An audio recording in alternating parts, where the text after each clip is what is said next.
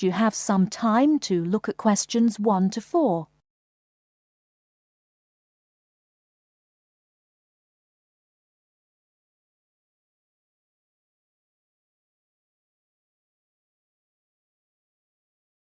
Listen carefully and answer questions 1 to 4. Good afternoon. I have with me in the studio today Dr. Stephen Phillips, author of the new book Silver Lining, which is an investigation into UFOs. Now, Dr. Phillips, can you tell us a little about your book? Yes, certainly.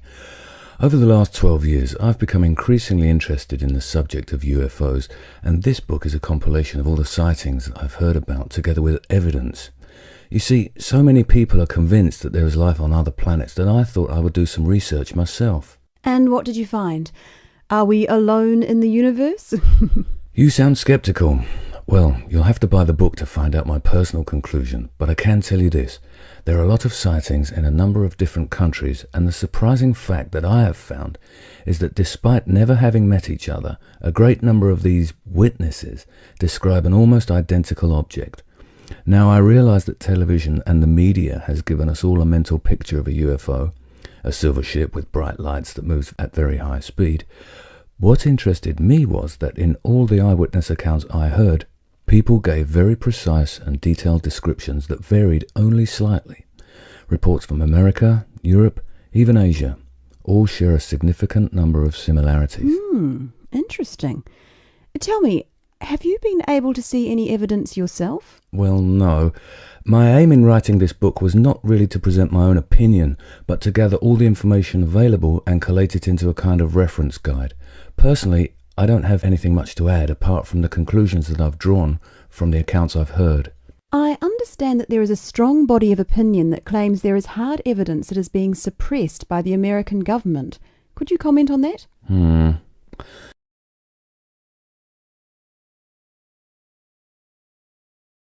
Before you hear the rest of the conversation, you have some time to look at questions 5 to 10.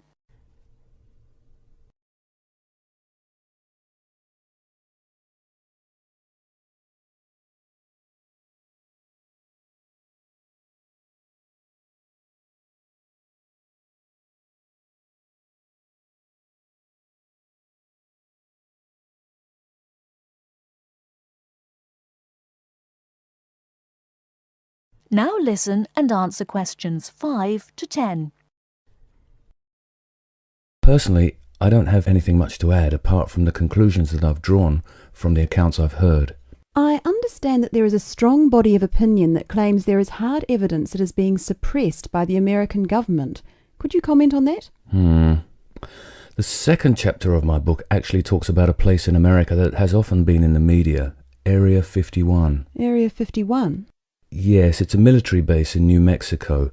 In 1947, a man called McBrazel claimed... Sorry, who? McBrazel. That's M-A-C, capital B-R-A-Z-E-L. Anyway, McBrazel claimed to have found pieces of an alien spacecraft on his farm in Roswell. Now, many people believe that this was true and that the government of the time took the debris. Since that time, they have denied all knowledge of any such find, and accounts by the many leading experts at the time dismissed the claim, believing that McBrazel had actually found pieces of a higher altitude weather balloon that had disintegrated.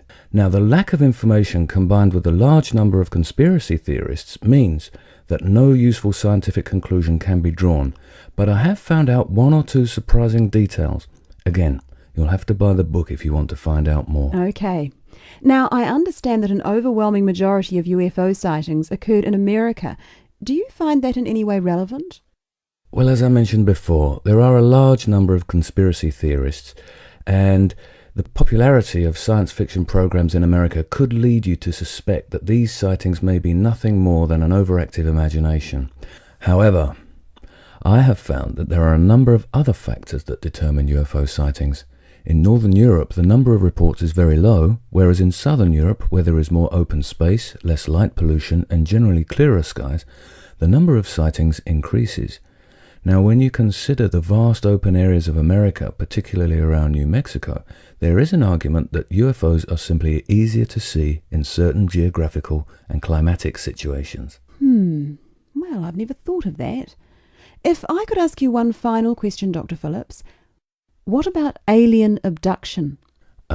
Well, I don't really cover that in my book. You see, I was looking to present facts from which people could draw their own conclusions. With these reported abductions, I've found them to be very unreliable. Well, thank you very much for your time. Before we finish, I'd just like to add that Silver Lining is available at all leading bookstores, priced at £19.99. Until next week, goodbye. That is the end of part 1.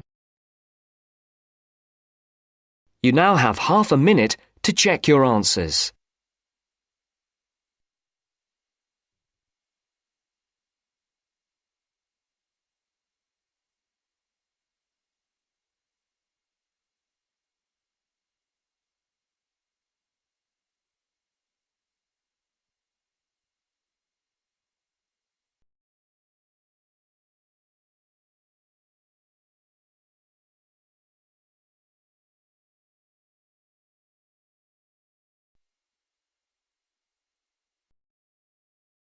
Now turns to part 2. Part 2. You are going to hear a guide named Matt who is introducing their trip in Wildlife Haven. Now you have some time to look at questions 11 to 15.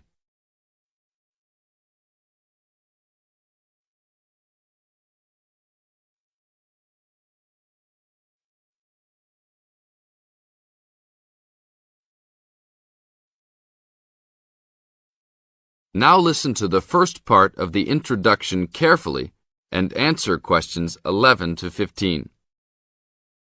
Well, good morning, everybody. My name's Matt, and I'm one of the 3 guides here at Wildlife Haven. Our job is to make sure that you all have a great time here with us and go home feeling happy and relaxed. As you can see, we're away from the city in a remote area between a national park and the sea. To encourage you to relax, there are no radios or TVs, and the only phones and newspapers are in the office. So, if peace and quiet is what you've come for, this is the place to be. From your cabin on the hill, you'll find you have the national park behind you, and you can look out from the sea from your front balcony. Your luggage will be unloaded from the bus and taken to your rooms in a few minutes. Once you have picked up your key at reception, please locate your room and check that all your luggage has arrived. The daily program here at Wildlife Haven is flexible and only as demanding as you want it to be. You should each have a brochure setting out the facilities and various walking tracks you can take. And on the bus, you are given a green sheet setting out a number of group tours in the coming week. If you want to join any tour, just write your name and room number on the relevant sheet along the wall here. Tomorrow, there is a beachcombers and rock hoppers tour exploring marine life in the rock pools along the beach. Or, if you'd prefer to go inland, there's a guided forest walk that takes you off the walking tracks. If you want to catch some lunch, you could join the beach fishing expedition. And at night, you'll see there is a moonlight forest walk that leaves each night at 7 p.m. So there is plenty to choose from at Wildlife Haven, and of course, that includes just sitting on your balcony watching the waves roll in. But I would recommend my favorite tour, the Waterfall Walk. This departs at sundown each day and also provides the opportunity to have a moonlight swim. Now you have some time to look at questions 16 to 20.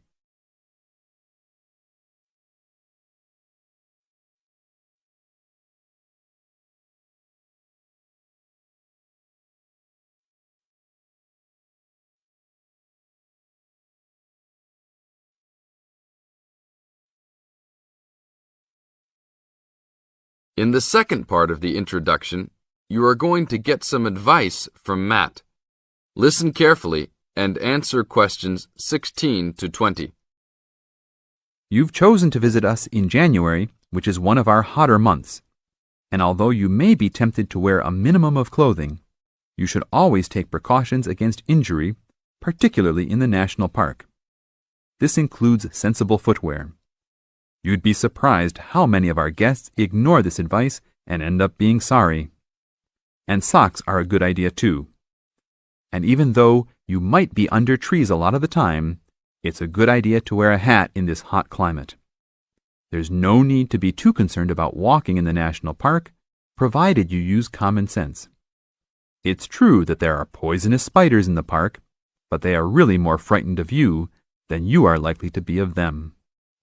I should also warn you against eating any wild berries.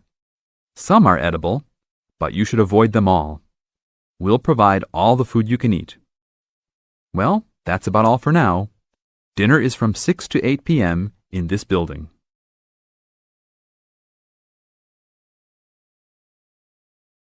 That is the end of part 2. You now have half a minute to check your answers.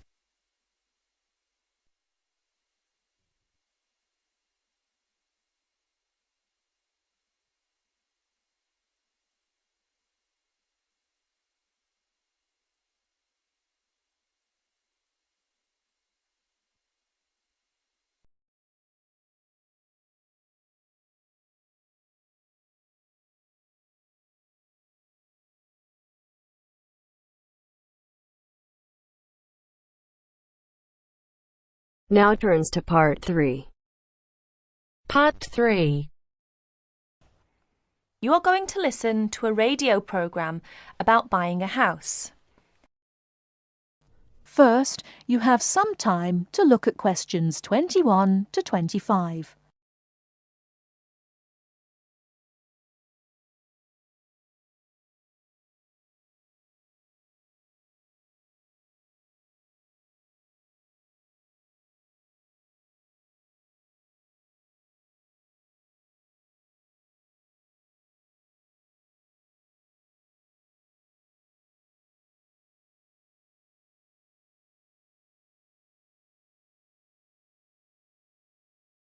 Now, listen carefully and answer questions 21 to 25.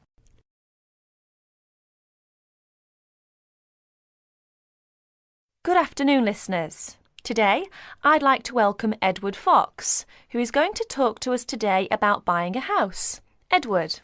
Thank you, Eunice. For most people, at least, buying a house is a major life event, and probably the single most expensive item you are ever likely to buy. It is also a place that you can make your home. Therefore, thinking carefully before you make a purchase is of the utmost importance.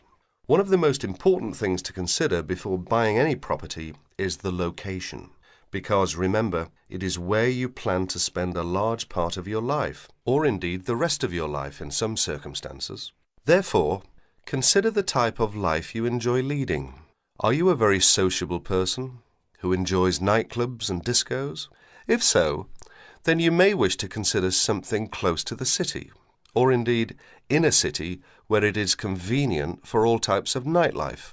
On the other hand, if, like me, you prefer a quieter life, then you may want to consider something away from the city. However, do remember that proximity to your place of work is also important. Indeed, we spend most of our life at work, and you don't want to have to spend 2 or more hours every day travelling to work now, do you? Therefore, transport is the utmost importance. City suburbs, however, are often conveniently located for commuting to work, All for shopping. without being in the heart of a busy city. You may, however, think that a house in the suburbs would be far too expensive. Yet houses located in cities can often exceed the price of suburban houses. So check out the prices. You may be surprised. Family is another important consideration. You may prefer a house that is away from a busy street or main road. And of course, remember that children have to attend school. Is there a good school in the area, or would your children have to travel a long distance to get to school? Therefore, if you have children, or you plan to have children, location is a very important factor. And of course, remember that a family influences the size of the property. Before you hear the rest of the talk, you have some time to look at questions 26 to 30.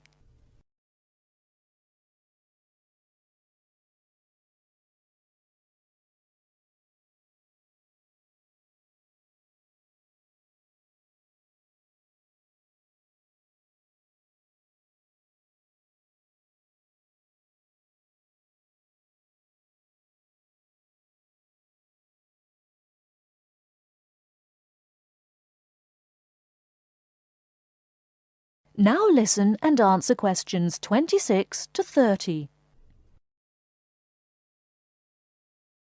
And of course, remember that a family influences the size of the property. There are, of course, various types of houses. There are detached houses which stand alone and are not joined by to another building. Then there are semi-detached houses, which, incidentally, are the most common, and for good reason, because they are less expensive than detached houses. This is because they are, in fact, two houses joined together, and therefore take up less space. And finally, there are townhouses, which are many houses joined together to form a long row. But don't think that townhouses are less expensive than semi-detached houses. They rarely are. This is because they are usually built in cities where the prices of property is very expensive indeed. The age of property is another consideration. If you're considering buying an old house, beware. You may be faced with expensive repairs and renovation bills. So have the house thoroughly checked by a professional surveyor before you decide to buy. But then again, there are things you can look for yourself. Things such as the condition of the woodwork, especially doors and windows that can be expensive to replace. More importantly, make sure all the fixtures and fittings, things such as cupboards, sinks, taps, bathtubs, are all in good working order, because replacing kitchens and bathrooms can be a very costly business. And don't forget the garden. If the property has one, if you enjoy gardening, then fine. But if you don't enjoy gardening, then you may prefer a small garden as opposed to a big one. But even if you do enjoy gardening, it is important to remember that gardens take up a lot of your time. So keeping a garden in good order may be very difficult if you work long hours. One final thing is the general feel of the place. Does it have a good atmosphere? And most importantly of all, would you feel comfortable living there? Thank you, Edward. But I'm afraid that's all we have time for today. But I'll be back next Wednesday when my guest speaker will be talking about buying a computer. So until then, bye for now.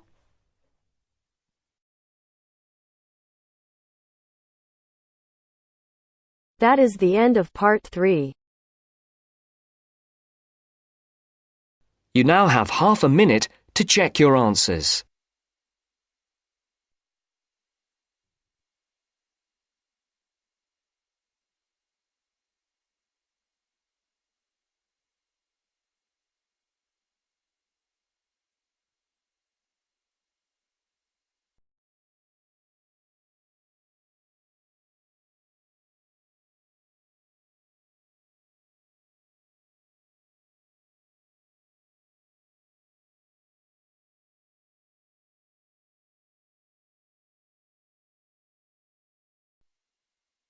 Now turns to part 4.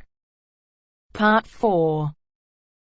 You will hear a talk from a series of lectures on the survival of our planet.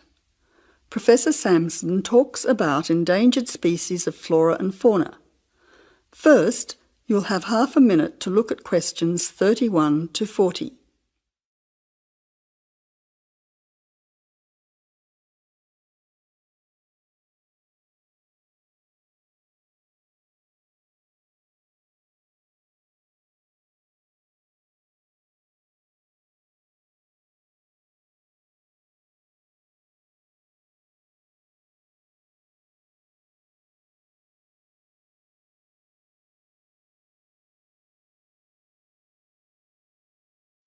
Now listen carefully to the talk and answer questions 31 to 40. Good afternoon, ladies and gentlemen. Today's topic in this series of lectures on our planet is about ensuring the survival of our very important plant and animal species. In this lecture, I want to discuss one way that we can do this. No one will ever see a huge dinosaur thundering through the forest. No one will ever see a paradise parrot flash its rainbow colours across the sky. The fact is that many animals and plants have been wiped out. Sadly, they are extinct. It is too late for them. Extinction is forever. We can't do anything about the species that have already disappeared. But today, there are many animals and plants that could still become extinct in the future if we do not act now. They are endangered. The African elephant and rhinoceros have become endangered because of the value of their tusks. Australian parrots and reptiles are smuggled onto planes because certain people in other countries are prepared to pay thousands of dollars for them. And there are many other species around the world that are endangered because they no longer have a place in which to live and reproduce safely. The main cause of extinction is the destruction of habitats. A habitat contains all that a living thing needs to survive: space, light, water, food, shelter, and opportunities for reproduction. The population of the world is growing rapidly, and this is placing great demands on land and resources for housing and for growing food. When vegetation is cleared and swamps are drained for agriculture, mining and suburbs, or when rivers are dammed to store water, plants are destroyed and animal life is threatened. In other words, humans are changing and destroying the habitats of animals and plants, which is in turn reducing their chances of survival.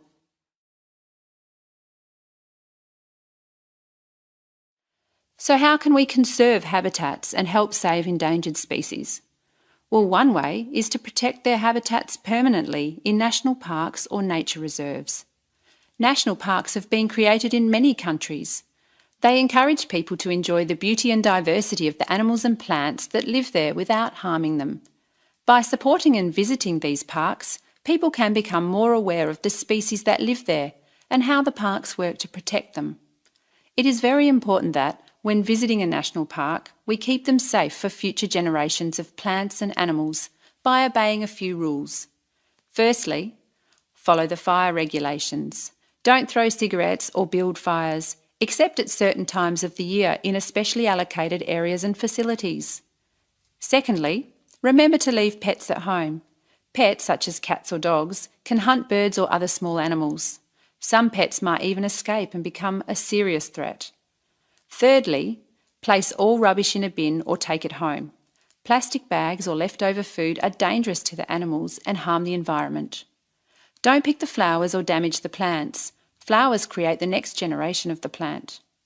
Also, for the same reason, birds' eggs must be left in their nests. The loss of species in the past is sad. However, there is hope for the future. Despite the demands of our increasing population, we can work to protect the plant and animal species we still have. So I would like to conclude by saying that I believe that, with strong public awareness and support of these national parks and reserves, the future of endangered species can be ensured.